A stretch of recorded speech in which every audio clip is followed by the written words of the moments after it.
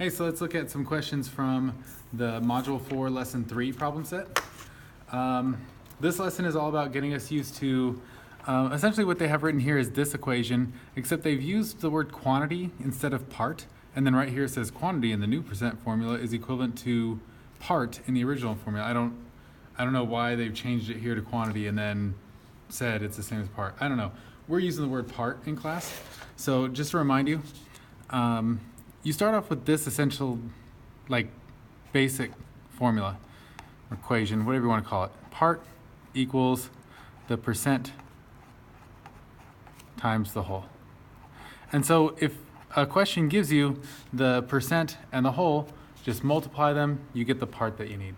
And then from here, we used our properties of equality, our equation skills from the previous module, to create two other equations that could be used in other situations. So in order to be able to handle the three types of these questions. So the next one we made was we divided both sides of this equation by the whole. And what that gave us is percent all by itself on one side of the equation. It was on that side, but I'm moving it over here just so it looks a little nicer. So percent equals part divided by whole. That came from this original equation and then just dividing both sides by whole. So the wholes on this side cancel out, and over here we have part divided by whole. And then the last one, we're going to do essentially the same thing to this first equation, except instead of dividing both sides by whole to get percent by itself, this time we're going to divide both sides by percent to get whole by itself. And so what we wind up with is the whole equals the part divided by the percent. I wish I would have written all three of these in a different color so they don't get sort of mixed like that. So what I'm going to do is I'm going to circle each one in a different color just to sort of visually separate them. So we'll call that equation 1, and we will call this equation 2, and we'll call this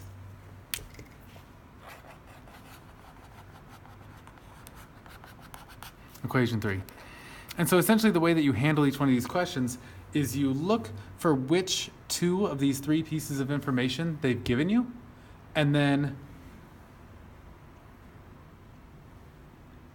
sorry about that. So you look for which two of these three pieces of information the problem gives you, and then whichever one is unknown or that you don't know,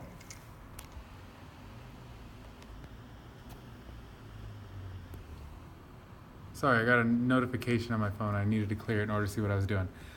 Whichever piece of information you don't know, then that's the equation you use. Like if you don't know the part and you need to find it, then use the equation that tells you how to get the part. If you don't know the percent and that's what you need to know, then use the equation that tells you how to get the percent. And if you don't know the whole, then use the equation that tells you how to get the whole. All right, so let's start with question 1. I'm going to do all my work on a separate piece of paper because, as usual, the book doesn't give you enough room. So number 1, it says solve each problem using an equation. And so I'm over here on number 1, I'm doing number 1A, so I'll write 1A right here. 49.5 is what percent of 33? So it sounds to me like they're giving me 49.5%, sorry, not percent, 49.5 is the part, and 33 is the whole. And I know that's weird, right? It's weird that the part in this case is bigger than the whole. But the whole just represents, like, what is considered one thing in this question? What is considered 100%? That's what we mean by the whole. And when you're reading these questions, the quantity that comes after the word of is, generally speaking, always what's going to be considered as the whole, or the single 100% unit.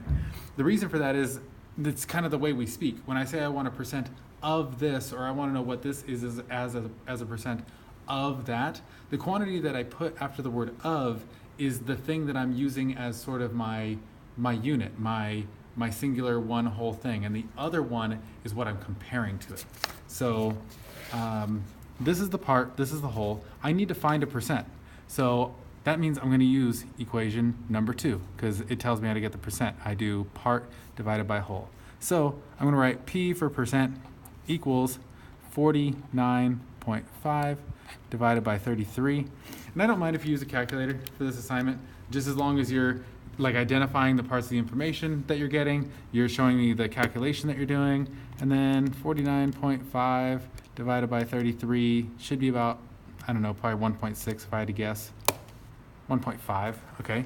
So this equals 1.5, but we're not done because that's not represented as a percent yet.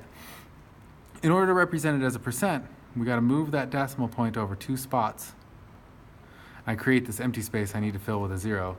So the answer here is actually 150%. All right, let's see here. I guess I'll do one more from question 1, and then I'll move on to a different question. So I'll do, how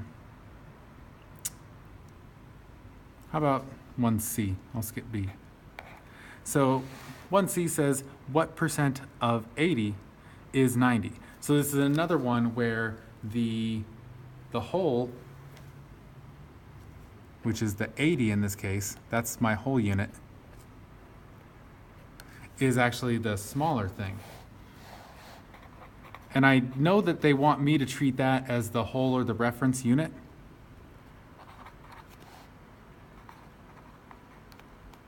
Because it's the thing that comes after the word of. What percent of 80? That tells me that that's the thing they want the percentage to be based upon. So it's the whole. All right, so it's no different from the previous one. It's still just percent equals part divided by whole. Since the part is bigger than the whole, you should get a decimal answer that's a little over 1. And then when you translate that into a percent, it should be over 100% because the part's bigger. All right, I'll let you finish that one from there. How about we move on to question number 4.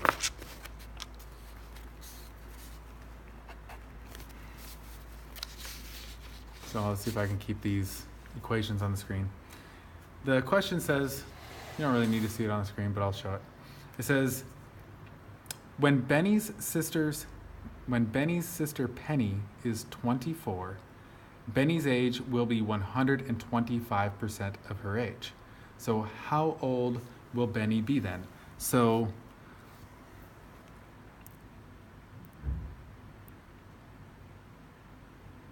Penny is 24, and it says Benny will be 125% of her age. So the words her age come after the word of. That tells me that they want me to use her age as the whole unit in this problem, or as the thing that we're referencing our percentage to.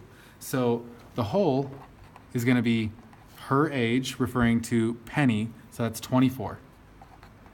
And then they gave us a percent in this one, 125%. Sorry, I'm off the screen. And so let's look back at our 3 equations. What do we do when we have the whole and the percent? That means we need to find the part. So that's the very first equation. We do percent times whole equals part. So I'm just going to do 24 times, I'm not going to multiply by 125. We don't do math with percents with the actual percent number. We convert that to a decimal or a fraction first. And the way we do that is we take the decimal point, which is here. We can't see it, but it's here. And we move it 2 spaces. 1, 2. So we're going to multiply this by 1.25. We should get a number a little bit bigger than 24. In fact, I can do this one in my head because the 1 times the 24 is 24, obviously. 0.25, that's the same thing as a fourth. So a fourth of 24 is 6. When I add the 24 and the 6, I get 30. So that means Benny is currently, or no, I guess when Penny is 24, Benny will be 30. Okay, so let me rewrite this. Benny will be 30 when Penny is 24. 4B is actually just a silly logic problem just to see if you're actually thinking about it. I'm not going to explain it. Just know that it's simpler than you're probably thinking in your head. If you start doing math about percents on 4B, you're doing it wrong.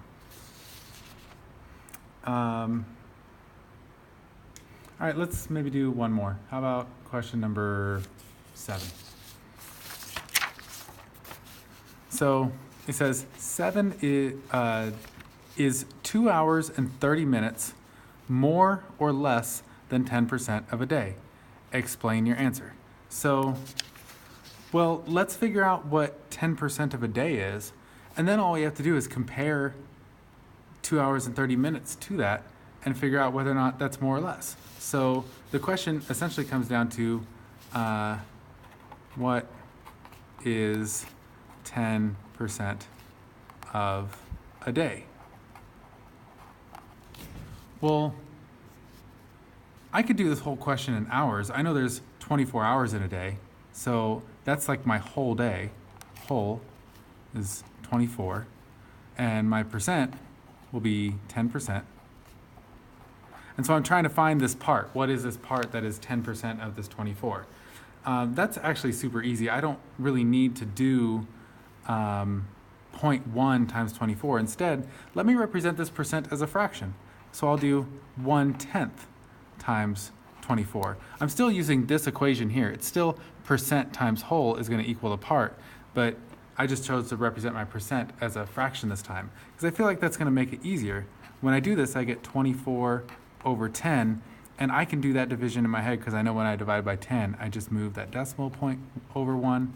So it's 2.4 hours. And now the question is 2 hours and 30 minutes more or less than 2.4 hours? Well, 30 minutes is half of an hour. So 2 hours and 30 minutes is really 2.5 hours, or 2.5. I would say that is more than 2.4. So I'll let you write a little conclusion to go along with that. All right. Good luck with the rest of them.